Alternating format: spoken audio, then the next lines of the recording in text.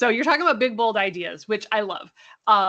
Even though they're common sense, like it doesn't seem like they should be big, bold ideas, but in the political world we live in, they are.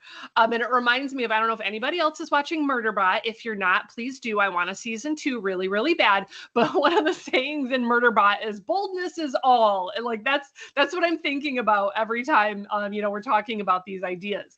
But like, one of the things I've heard you talk about before is, that we need courage in our leaders, and we need leaders that are going to lead with conviction, based on their values, and make points salient to people in the lexicon of what we're talking about, not just what is the most popular polling thing right now.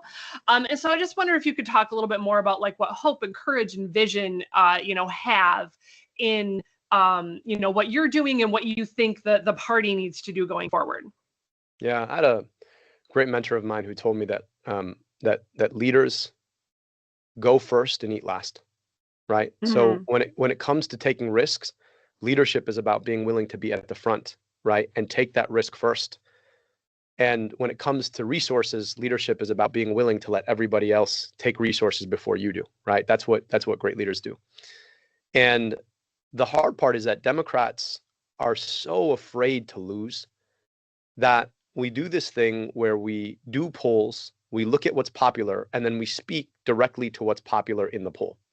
And the Mm-hmm. problem with that is that great leadership goes first, meaning leading isn't just saying the things people already think. Leading is about trying to ask this big question of who are we and who do we want to be? And what does who do we want to be necessitate about what we ought to do?